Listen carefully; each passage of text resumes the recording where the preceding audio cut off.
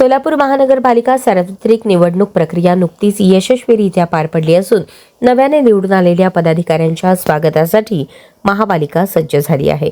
महापौर, उपमहापौर तसेच विरोधी पक्षनेते व विविध समित्यांच्या कार्यालयांचे नूतनीकरण व सज्जतेचे काम अंतिम टप्प्यात असून वेळेत काम पूर्ण करण्याचे नियोजन करण्यात आले आहे।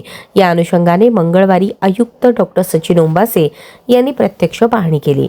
यावेळी नगरसचिव प्रवीण दंताकाळे, नगर अभियंता सारिका अकुलवार, कार्यकारी अभियंता विद्युत राजेश परदेशी, अंतर्गत लेखापरीक्षक राहुल कुलकर्णी, सह अभियंता विद्युत महादेव इंगळे, नितीन गायकवाड आदी उपस्थित होते। महानगरपालिकेच्या मुख्यालयातील काउन्सिल हॉल, महापौर व उपमहापौर कार्यालय, विरोधी पक्ष कार्यालय तसेच विविध समित्यांच्या कार्यालयांमध्ये सुरू असलेल्या नूतनीकरणाच्या कामांची पाहणी केली। यावेळी त्यांनी कामाच्या दर्जाबाबत, वेळेत पूर्णत्व, स्वच्छता, प्रकाश व्यवस्था, बैठक व्यवस्था, माहिती तंत्रज्ञान सुविधा तसेच सुरक्षिततेच्या दृष्टीने आवश्यक त्या बाबींची तपासणी केली।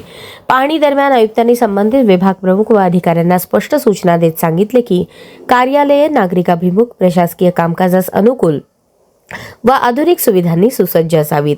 काउन्सिल हॉलमध्ये सभासदांसाठी योग्य आसन व्यवस्था, ध्वनी व दृकश्राव्य प्रणाली, वातानुकूलन, स्वच्छता व सुविधा उपलब्ध करून देण्यावर भर देण्यात यावा, अशा सूचना त्यांनी दिल्या। नागरिक व लोकप्रतिनिधींना एकाच ठिकाणी समन्वयाने काम करता यावे यासाठी कार्यालयीन मांडणी सुयोग्य पद्धतीने करण्याच्या सूचनाही त्यांनी केल्या।